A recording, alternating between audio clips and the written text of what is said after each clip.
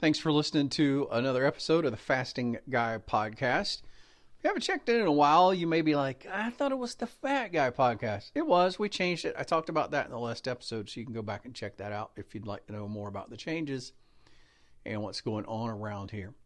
Thanks for putting up with commercials. If commercials bug you and you appreciate what you do and want to keep listening without the commercials and support us, please consider being a patron. We have several patrons who have stepped up and chunked me a few bucks to help cover the cost of hosting, which isn't super expensive, but it's more expensive than you'd think. Like several $100s a year. It's what I pay when everything is added up. Right now, Randy Decker, Angie Richardson, Eric Barnhart, Cindy Carr, Bessie Williams, Bobby Houston, all patrons. Thank you guys so much. I actually had a conversation with Eric the other day via social media, and he's doing some one-person experiments that I'm very interested in. If you're a patron, you don't put up with commercials. All this fluff at the beginning gets chopped out. You get the episode a day or two earlier at least than everybody else, and there's no ads. And you go to the front of the line if you need help. And boy, I help people a lot. I really do. I answer a lot of questions, but if you're a patron, you go straight to the front of the line. All right. What else could you do for me? You're like, gosh, how much are you going to ask for? Let me tell you what you could do. You can't be a patron. You're putting up with the commercials. Appreciate that. One of the best things you can do is go to Apple Podcasts, to where you subscribe to this podcast on Apple Podcasts, and give us a rating, preferably a 5-star rating, and say a few words about why you like what we do here. So I'm about to share with you, it was going to be my 3 biggest and best weight loss tips. It wound up turning into 7 once I started thinking about it. And so before I get into those, I just want to say that success and failure is a part of weight loss. And every time you fail, you learn something from it. And I've been successful, unsuccessful, successful, unsuccessful, successful several times. And every time I get better at it. And it's always a learning experience. So, if you've made 6 months progress and fell back, look, sit down, evaluate what you learned and apply it on your next try. But don't ever quit, okay? I lost 60 pounds, gained it all back due to an injury, lost 80 pounds, gained it all back due to some personal and medical and family issues. Lost 125 pounds, depression, grief, things like that. Didn't gain it all back, gained a lot of it back. And here we're going again. And everything that I've learned that has contributed to my success is in this list. So here we go. Let's do it, guys. My top 7 tips for weight loss based on everything I've learned from every time I've been successful losing weight and from my failures. It's all wrapped up in here. And, we're going at it. Going to lose 175 pounds. You know how Babe Ruth called his shot? I'm calling the shot right now. I've lost 125 pounds.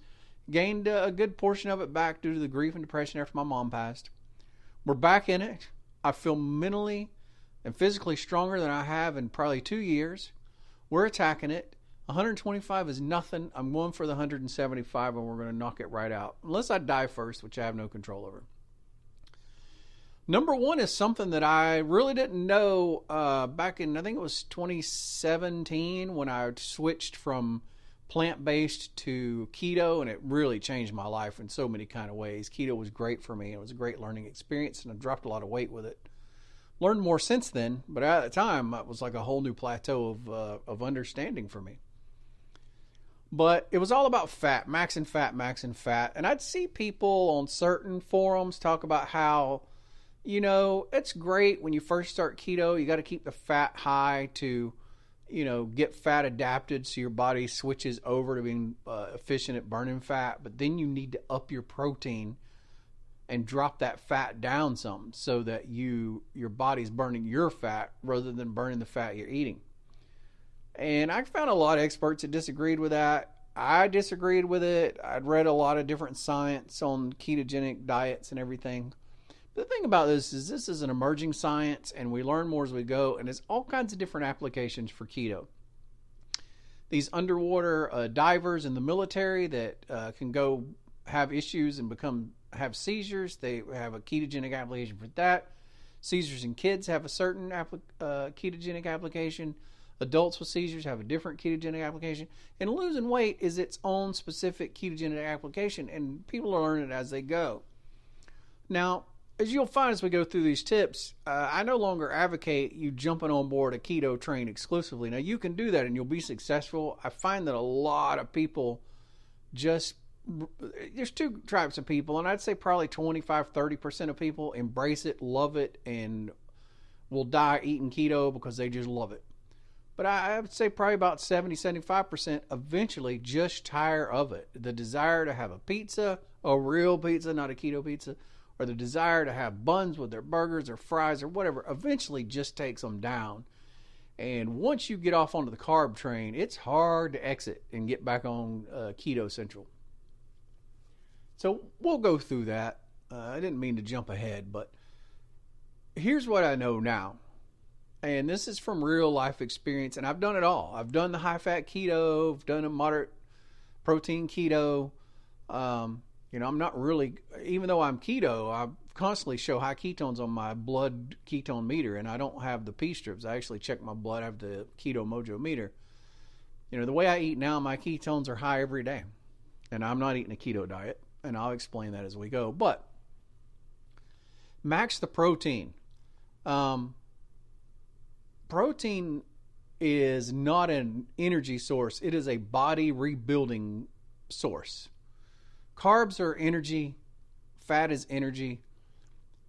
You get some energy from protein. Protein is primarily to rebuild the body, and it's highly thermogenic. In other words, it is your body goes through such a rigmarole to digest, disperse, utilize protein that 30% of the calories in the protein you eat, you burn them just handling the protein you ate. So in other words, if you eat 100 calories of protein, 30 of them are gone right off the bat from what it takes to digest the protein. So you don't have to exercise to burn them. You don't need your normal resting metabolism to burn them.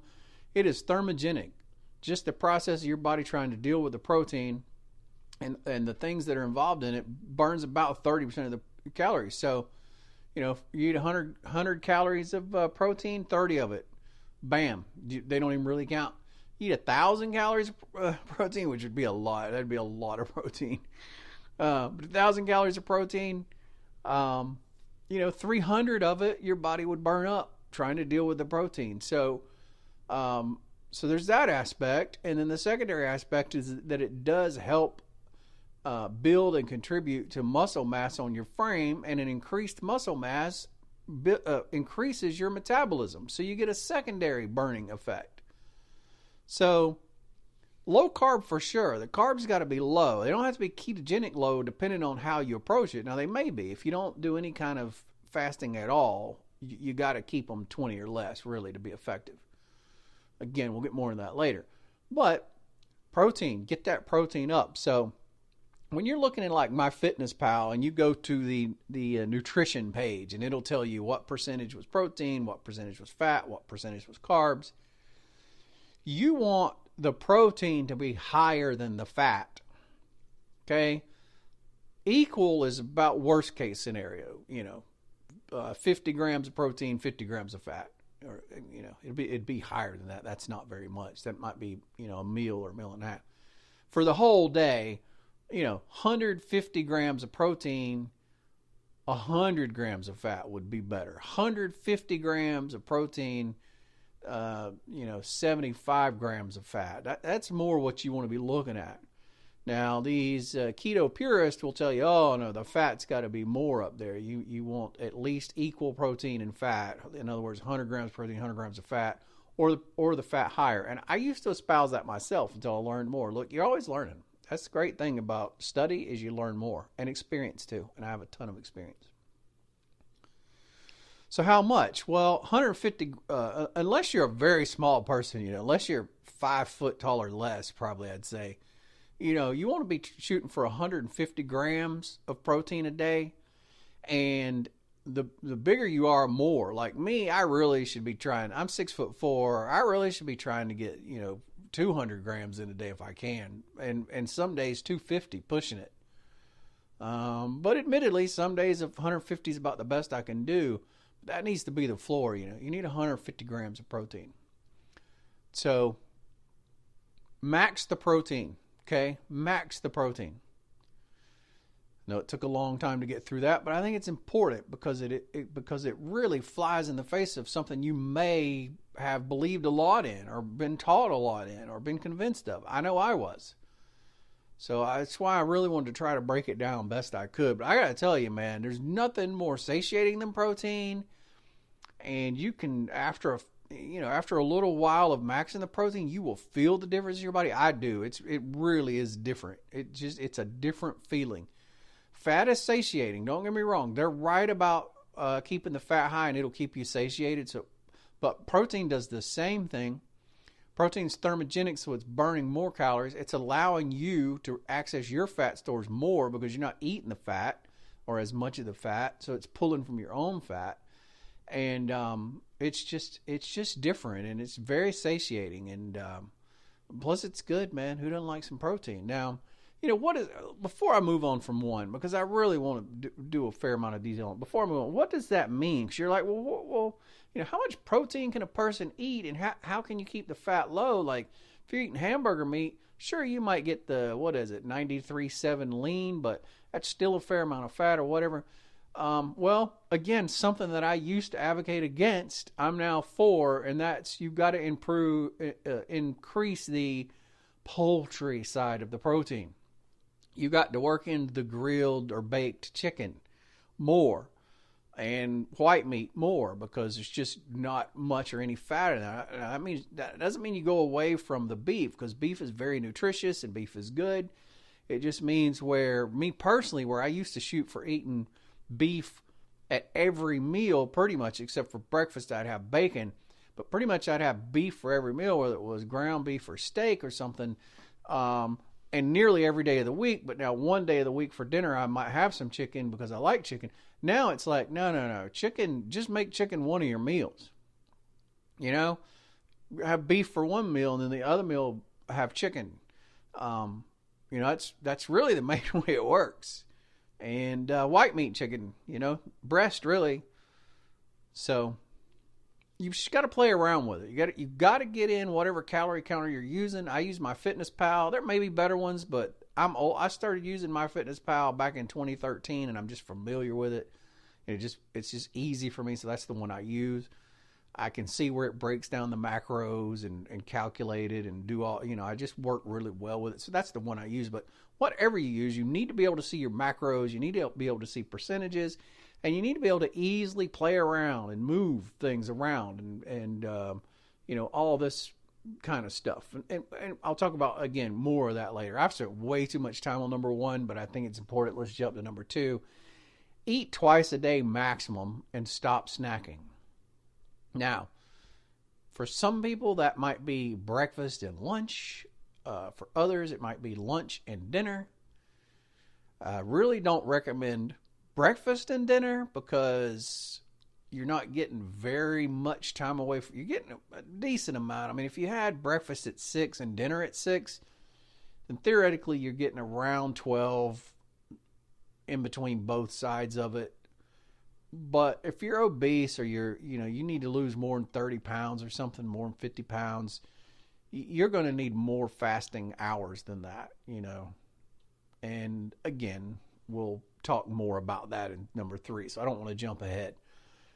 But snacking is a problem, and snacking includes beverages. You just need to tell yourself right now, I don't drink beverages with sugar in them anymore. Whether it's a soda, whether it's sweet tea, lemonade, whatever it is, you just don't drink calories anymore. The sugar just goes right straight in your bloodstream. It doesn't pass go. It doesn't collect $200. It's like shooting up heroin. So, you can drink stuff like that. I love unsweet tea now, but you can sweeten it with the monk fruit, stevia, other various non-caloric, non-sugar sweeteners. Same with sodas. You can have a soda with your meal, but I highly recommend that you have the soda with your meal. You don't use it in between. Like if you're eating lunch and dinner, if you have lunch at noon and dinner at 6, and you have a soda at 3, even though it's not sugar, it's a sweet taste and it's going to bring cravings on. It will spike your insulin a little bit, whereas water, or my new favorite, carbonated water, which is great. That soda is just flavored and sweetened carbonated water. And if you can get where you're drinking carbonated water or sparkling water, even if you don't like it initially, you'll get used to it, and it will start satisfying that soda thing. That's something else I've learned. A little tip for you. But come on, eat max twice a day. That should be your goal. That 3 times a day is ridiculous. Nobody needs to eat that much. Twice a day. Incorporate at least a 16-8 fasting window. That means for 16 hours a day, you don't put anything in your mouth with a calorie in it. No kind of drink, no kind of snack, no kind of nothing. And then you have 2 meals, 2 sit-down meals. Nobody sits down anymore, but you know what I mean. It's not snacks. And you don't snack between them. You don't eat lunch and then snack at 3. There's no snacking. Snacking is ridiculous. Snacking is a trap. The food industry has sold us on snacking. You don't need it. If you eat good, fulfilling meals, you won't need snacks in between. So that should be a goal. I'm not saying it might not be hard for you now, but you got to know what your goal is, right, for you to achieve it. Well, I'm telling you, put that down. That's your goal. That's what you're shooting for. 2 things now so far. Maxing the protein 2 times you eat during the day. Number 3, fasting. You got to work fasting in for a lot of reasons. And the bigger you are, the more hours you need to fast. If you got 30 pounds to lose, you can probably do 16-8 and be great. If you got 50 pounds to lose, you can probably do 16-8 and be great. Once we get over 50, you need to start pushing those hours more. You need to start doing 18-6, or you need to start doing 20-4. In other words, you're not eating anything for 20 hours and you're fasting for 4 hours, or eating for 4 hours. You can still get the 2 meals in a 4-hour window. That means you're eating something around 3 in the afternoon. You're eating something around 7. You're eating something around 2. You're eating something around 6. Or push it further. Now, me, I have a lot of weight. I need to lose 175 pounds. I mean, I've lost some of it, but I still got a ways to go. So the total is 175. And I'm doing alternate day fasting. So I'm doing about 40 hours of fasting. And it's amazing. First of all, I feel amazing. I've always loved the way I feel when I'm fasted. And that may sound weird to some people. There's a very small percentage of people who can't get into fasting and do it well. It's tiny, though. I read something about it today. There's this one little syndrome some people have that doesn't allow their liver to operate properly to produce the carbs it needs, and the whole gluconeogenesis and all that stuff that happens. But it's such a fraction of the population. It could be you, but it's just probably not. But look, I'm not a doctor. Before you do anything, you should always consult with a doctor. But I'm just saying. But the more obese you are, the longer you need to put between putting food in your mouth. Okay? The longer you can go between putting food in your mouth, that's what you need to do. And I'll just tell you I wear a Freestyle Libre continuous glucose monitor. So it's stuck in my arm. Actually, now I'm trying it in my thigh. This new one I've tried in my thigh because I've read that it's a lot better and it has been more accurate for me. But it stays in there, and any time of the day I can just tap my phone to it and it tells me what my blood sugar is right then.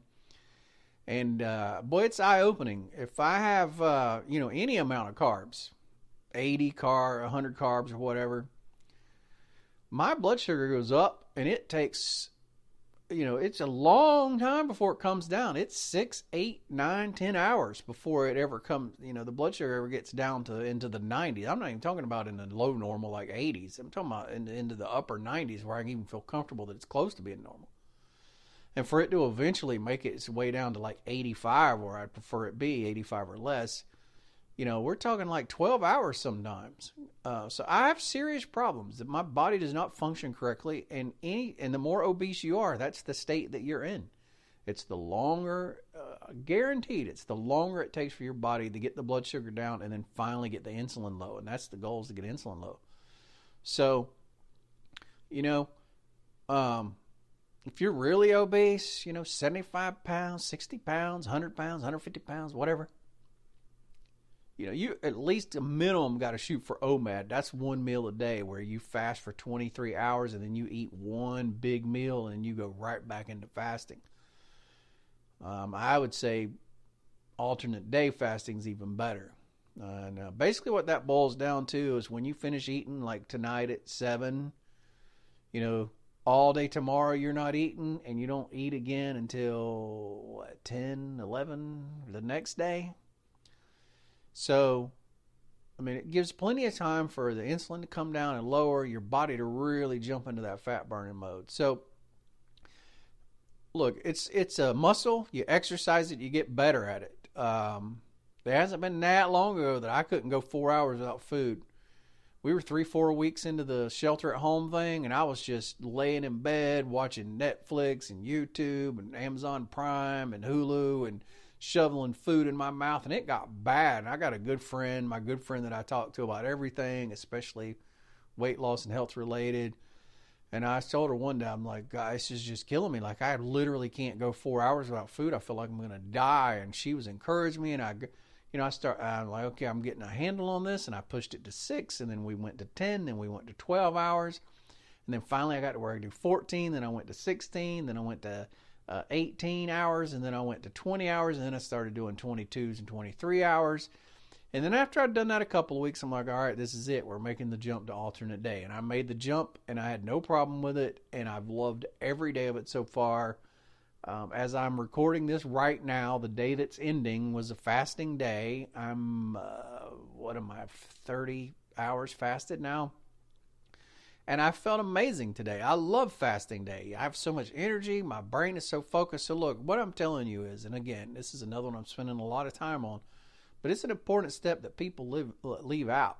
Look, you don't got to fast 3 days or fast 7 days or all this craziness people talk about, but you need to push it past 16 hours for most people into the 18-hour, 20-hour, 23-hour, or alternate day, 36 to 40 hour. You need to push it, and the results you get are going to be incredible. They're going to be amazing. And one thing before I move on from this is people say, well, what about this or this? This is my fasting day, but I got to celebrate my wife's birthday or some kind of reason. Look, it's flexible.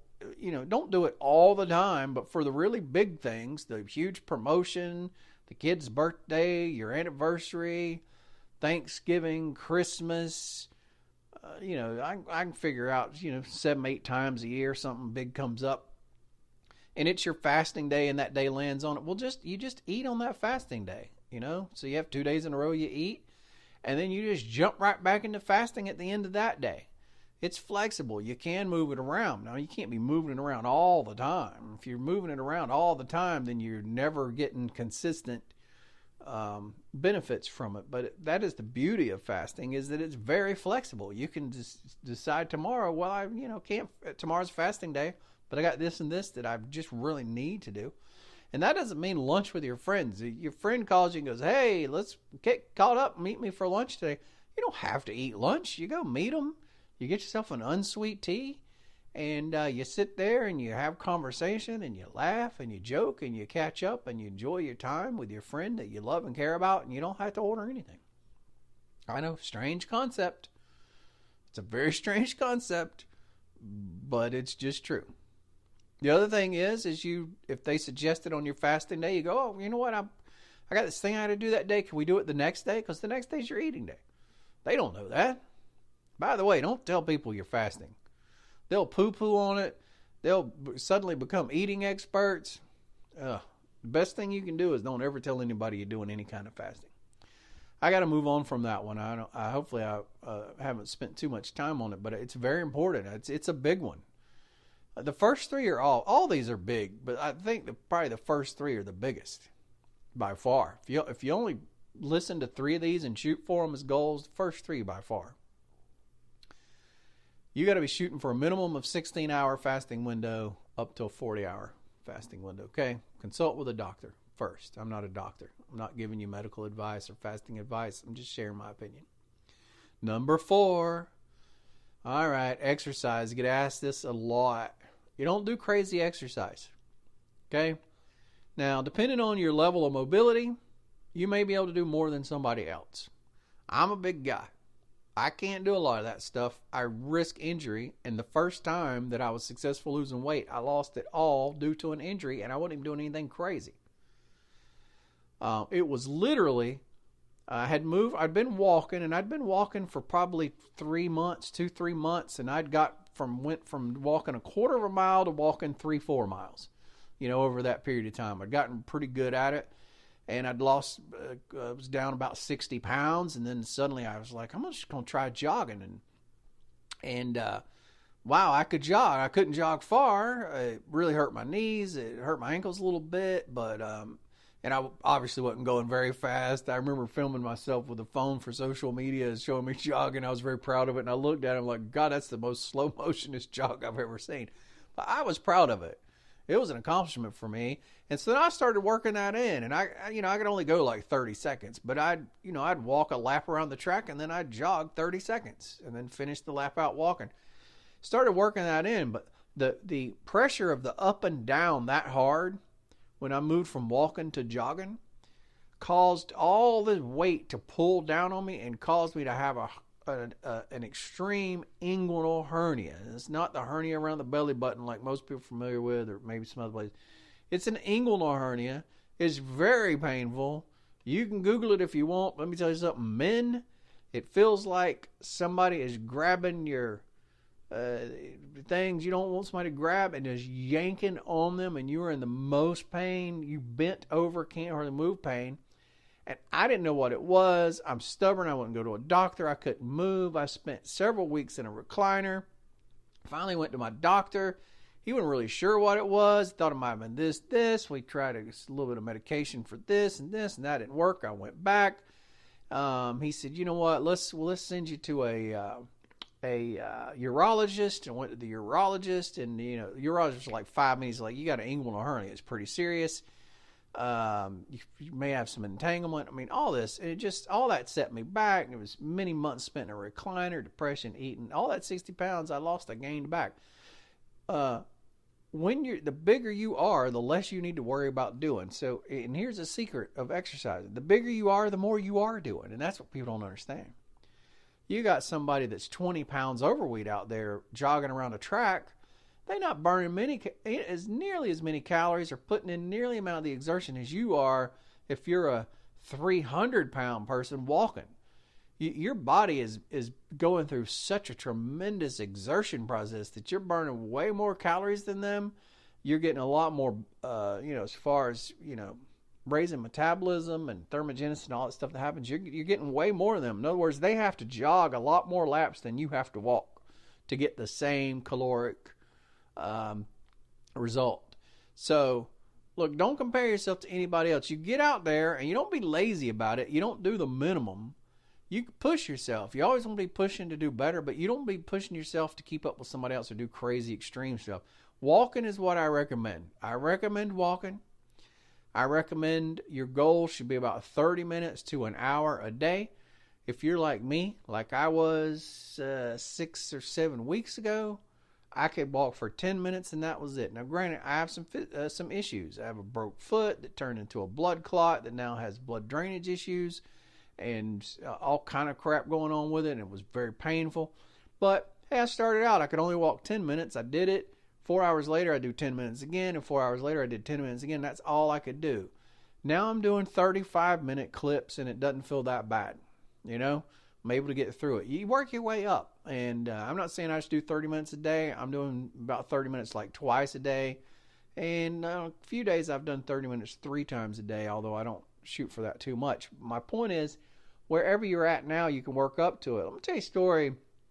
Way back in whatever it was, 15 or 14, I don't remember what year it was now. But I would get winded and exhausted in the shower. I would be so out of breath when I stepped out of the shower. It was 16, I believe. I couldn't move or function, and I'd just be gasping for air. And what I started doing then was, and look, if you listen to my previous podcast on exercise, you've heard this. I apologize. But I started out just trying to walk from my bedroom to the kitchen and back several times a day. And that was exercise for me. And it was about all I could do. But, again, next thing you know, I've worked way up. I'm doing 3 miles at the track and jogging. So you start where you can start. You push yourself, but you don't push yourself to the point of energy and or injury, and don't let anybody ever tell you that you got to be doing X, Y, and Z. Your only competition is with yourself, and you know what you can do, and you know how much you can push it, and it's just simple things. I'll give you a great example. One of my favorite walks to do is I'll be like, I'm going to walk for 6 songs. I don't even put a time limit on it. 6 songs, depending on how long the songs are and what era you're listening to. I listen to a lot of 80s rock. A lot of those songs are 4, 5, 6 minutes long. So 6 songs literally is 30 minutes sometimes 25, sometimes it's 32 or whatever. But I get to the end of the 6 songs and I'll be pretty tired and I'll go, you know what? I'm walking one more song. One more song. And then sometimes I'll be like, I'm walking one more song. I'm just going to push through and do one more song. And then when that one more song, so I've already gone a song over. Then when that song ends, I'll be like, you know what? I'm going to go 1 more minute above the one more song. It's just this, and you don't know what that will do to your brain. Those little sense of accomplishments where you challenge yourself to do little extra things like that, it flips a switch into your brain where you become very competitive with yourself to push. And it's like a little dopamine rush. It's like a little hit of like a little sugar hit without the sugar. It's like a little hit of a drug. It really does become addicting. And they're very minor victories. But man, you string together some little victories like that where you don't feel like you're failing anymore and you feel like you're winning. It will push you and motivate you in ways you can't even imagine. And that's just walking. Nothing crazy. Keep your heart rate in the 130 to 140 zone or something for most people. Nothing, not this 160, 170 beats a minute craziness. 125 to 140 or something in that range. You're going to be burning fat. You're going to be getting healthier. Just walk 30 minutes to an hour a day. I'm not a doctor. I'm not giving you medical opinions. You should consult with a doctor before you begin any kind of exercise program, okay? On to number 5. Hard to believe, still got 3 left. I'm sorry. Keep your carbs low. Doesn't have to be ketogenic, but keep your carbs low. If you're pushing the fasting thing, past the 16-8, and you're pushing it into that and beyond, you can get away with more carbs and still lose weight, but you still need to keep them low. Like probably on the max day, you want 125, and try to have a lot of that be fiber. Try to have 15, 20, 25, 30, 35 grams of that be fiber, so that your net carbs are less than 100. But you can hit 125 and be okay, 150 or whatever. Try to make sure they're healthy carbs, are coming from whole food for the most part. You don't got to do this 20 grams of keto. Now, if you're not going to do any fasting and you're going to eat 3 meals a day and you're like, I'm just screw it. I'm just not doing any fasting. I'm going to eat 3 meals a day and I'm just going to try to eat less food and I'm going to do keto. Then, 20 grams, you got to hit it because you're not helping in any other regard. But if you're going to push it up to where you're doing 20 and 4 or OMAD 1 meal a day or alternate day fasting, then you can let your carbs go up higher than this 20 grams a day and you'll be all right. The longer you fast, the more carbs you can get away with, okay? It's just a simple rule. I don't have exact numbers, but just for the sake of throwing something out there, if you're doing a 16-8, maybe you can get away with 80 carbs a day or something. Maybe 100. I don't know. You just have to see. You just have to see what happens with you and be willing to change it when you're not getting results you need. If you're doing the 20 fasting, 4 eating, you may be able to do 110, 115. If you're doing alternate day fasting and so you're going 40 hours without food, when you do decide to eat, you're going to be eating in an 8-hour window and you're only eating 2 meals and you fasted 40 hours. You can do probably 150 carbs. That's about what I do, and I stay in ketosis all the time. I do somewhere between 100 and 150 carbs. I'm doing alternate fasting, so I'm doing 40 hours of fasting, eating 2 meals in an 8-hour window, And it's a ton of food, by the way, which I love. Just let me say that. The more you fast, the bigger your meals are. So if you're one of those people who likes to eat and pig out and feel like you've bloated to the max, fasting is for you. Because putting all that time between meals allows you to be able to eat big meals like that. That's one of the reasons I love it. But for the past 2 eat day fast days, on my fast days, my ketones have been around 1.3. And on my eat days, when I've had around 150 carbs, my ketones fell to like 0.5 one day and 0.7 one day. Both of those easily into the ketosis range that's desirable. So, and look, ketones don't matter. You don't have to be in ketosis to lose weight. You just have to eat less calories and let your body be in a low enough insulin state that it will allow fat stores to burn. But nevertheless, you feel better actually when you know, for sure when you got ketones pumping, you feel better mentally, mental clarity, physical energy, all that stuff. But it's not required. Just make sure all the carbs, you know, aren't sugar. You're not eating 150 grams of sugar every day, you know. You know, keep those sugar grams low. I mean low too. That's what you should keep, 20 or less. You should never eat more than 20 grams of sugar in a day. It should be much less. But when you look at that nutrition label and it says sugar, 20 or less, preferably less, and the rest of your carbs are, you know, fiber and stuff like that from the food that you're eating. Moving on to number 6. This is another big one, man. I don't know. Maybe I should have moved this one higher. You got to plan your meals. Now, that doesn't mean that you got to get together on Sunday, cook 5 days worth of meals, lunches and dinners, and pack them into plates and put them in the freezer and all this. I've never been able to do that. I don't like that. I don't like reheating up meals 5 days in a row.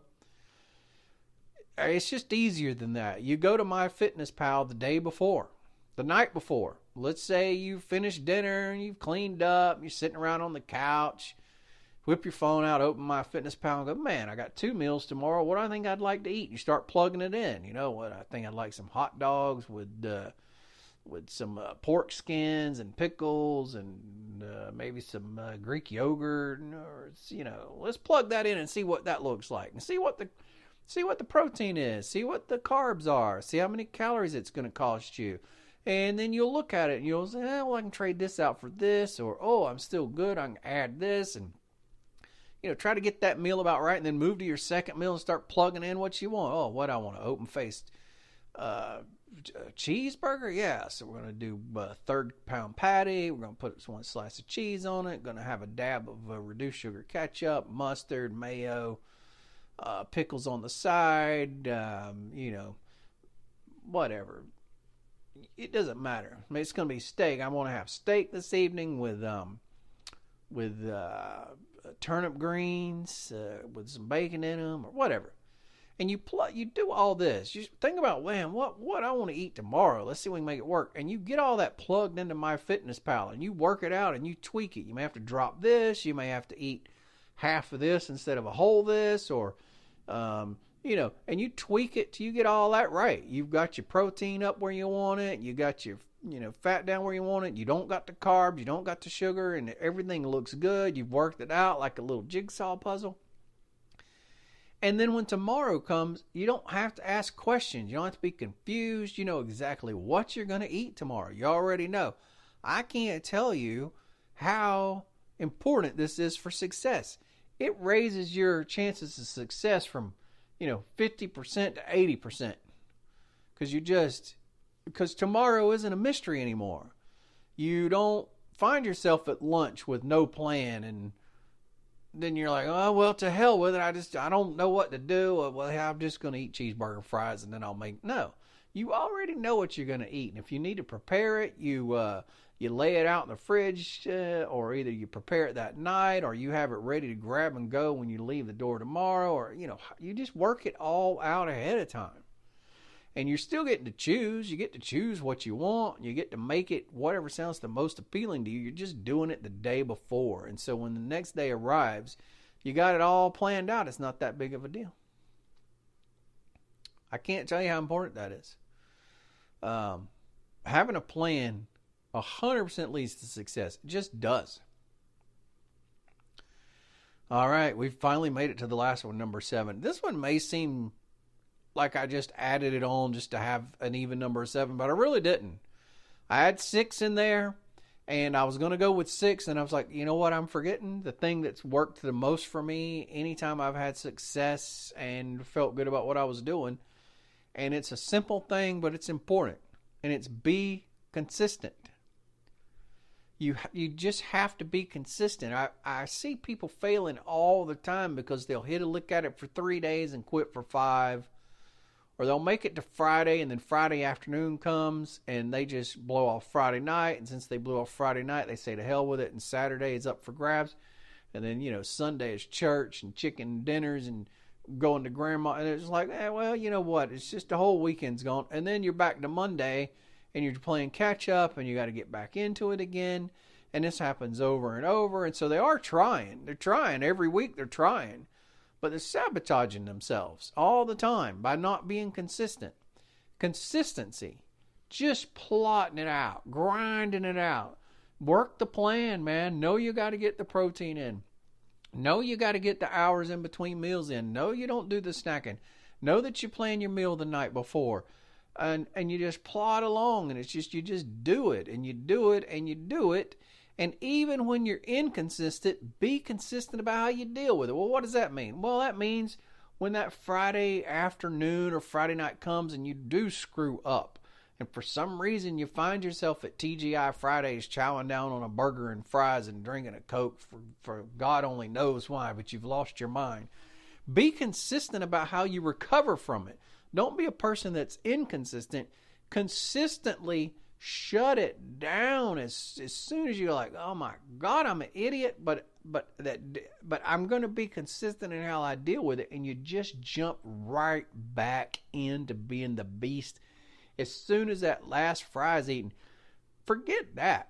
If you can catch yourself halfway between that cheeseburger and fries and soda that you ordered, just stop. Go, oh, okay, I ate 3/4 of the cheeseburger and half the fries.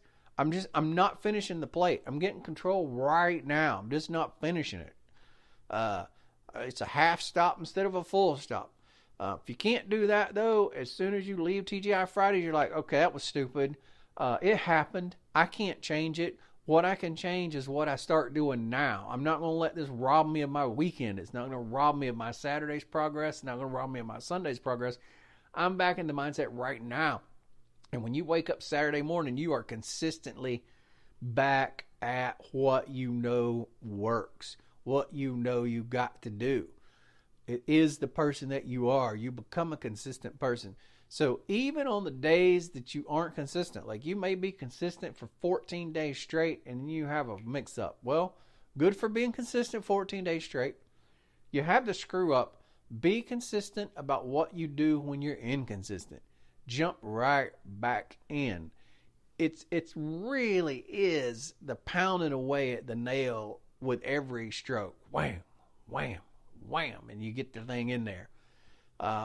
You can't look at it here and look at it there, because what happens is you don't get anywhere, and you become frustrated because of all the sacrifices you made. You know you've sacrificed, Monday through Friday, or maybe you made it to Sunday through Thursday, or and you sacrificed and did really well those days, but the 3 days that you screw up, it takes all of that progress away.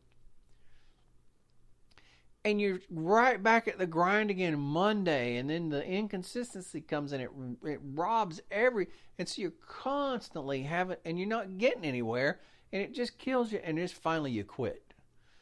Success breeds success.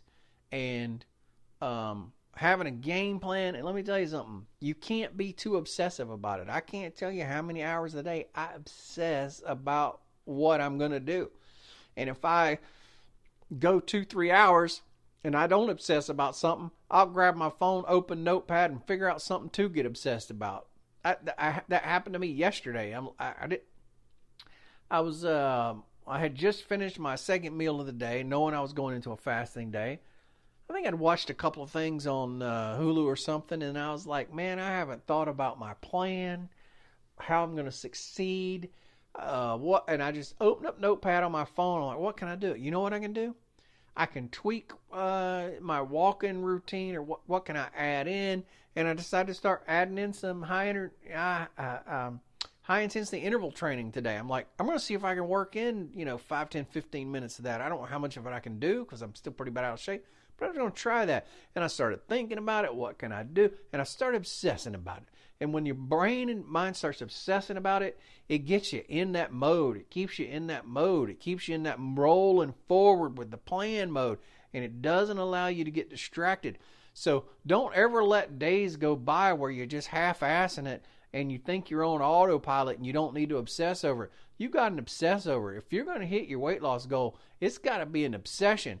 Your family comes first. If you're church-going, God-fearing, then your God and your church, comes first. But you and your weight loss got to be at least third in there. Maybe tied with your job. I don't know. But it's got to be at it's got to be at the top of that list. It's got to be up there, and you got to be obsessive about it. As obsessive as you are about making church every Sunday, as obsessive as you are about showing up and doing your job every morning at 6, or as obsessive as you are about protecting your children and looking after your family, or you've got to be that obsessive and more about the weight loss. It has to become an obsession. You need to read as much as you can about it. You need to go on YouTube and search out success stories. I can't tell you how many times during a week that I go to YouTube and just put in the search bar 150-pound weight loss, 100-pound, how I lost 100 pounds. And you'll just see video after video after video of people popping up that's lost 100 pounds, 150 pounds, 175 pounds. And watch it and see that somebody else has done it and let it motivate you. You don't got to get tied up in how they did it. Don't do that. You got to win. You take the winning plan. I've just laid out a winning plan for you. You don't need a winning plan. Just let their success motivate you. You got to lose 40. Here's somebody that lost 150. I can do this. Constantly look at things and then work in successes every day. That's the two ways to be obsessed. Like I talked about earlier, adding that extra song to your walk. Once you do that, tack on another minute. Or maybe you've done a 40-minute walk today and that's usually all you do every day. Suddenly today you go, you know what? I did my 40-minute walk at whatever. Before this day is over, I'm doing another 15-minute walk. Won't be a long walk, won't be nothing crazy, but I'm just going to add another one in, and I'm going to walk for 15 minutes. And so you've added on, you've one-upped yourself. And when you've done with that feeling of success, that feeling of accomplishment, that a feeling that you overcame the ordinary or the complacent will drive your brain into this frenzied state of wanting to succeed. And you've got to keep yourself in that state of mind all the time. And it needs to be a positive thing. So many people I talk to are talking about it's such a grind. I'm always thinking about losing weight. And I'm always thinking about it. And it drags me down and it's depressing. No. Twist it around into a positive thing. It's a game. It's a challenge. If you can be challenged by popping stupid stuff on Candy Crush or these other ridiculous things that we all allow our brains to be caught up in, surely to God you can turn your health and weight loss challenge into a game, into a level up. Let's level up. What can I do today to level up? What can I do before this week is over to level? Make it a game where you're winning, you're achieving, you're succeeding, and you're getting small victories. The 1 minute extra walking victory.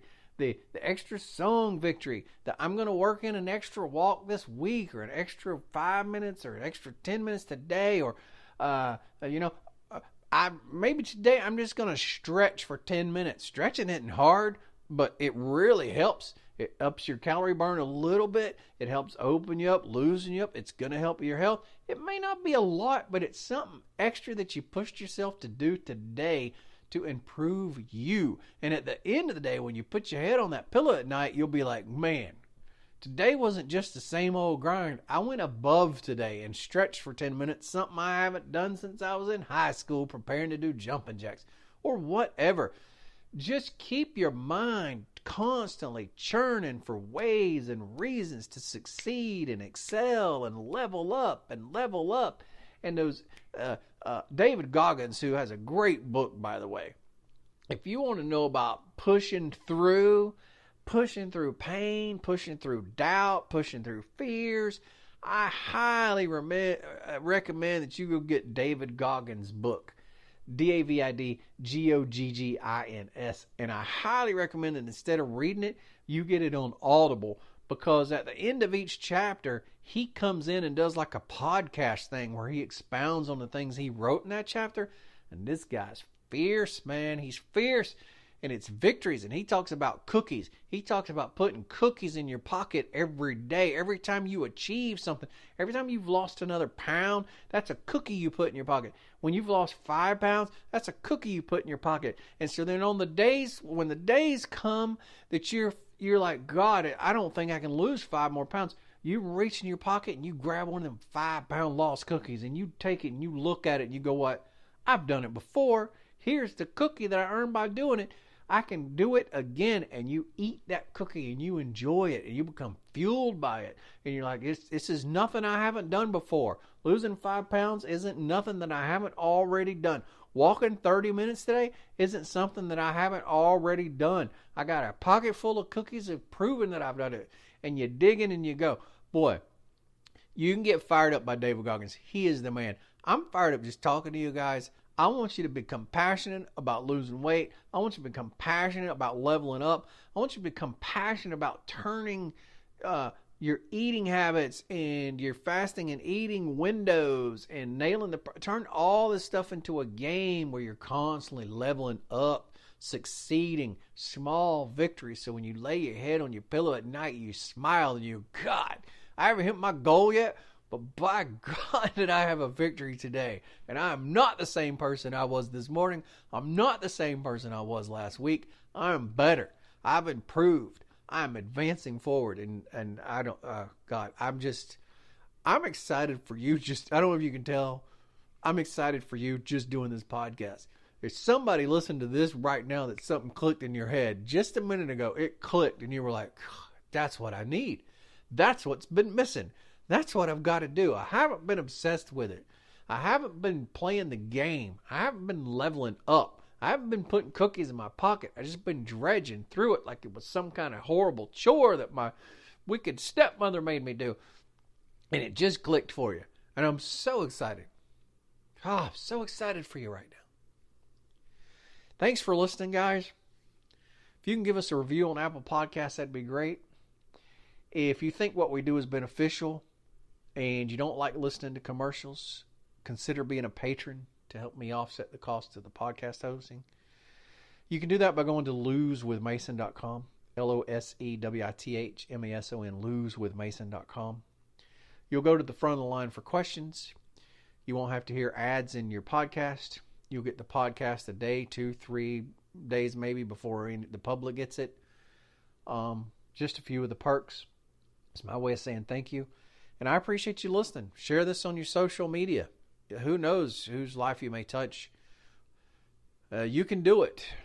We can do it. We're going to do it. I'm going to lose 175 pounds. I don't know what you're going to do, but I'm going to lose 175 pounds. And it means the world to me that you're along for the ride. Let's go.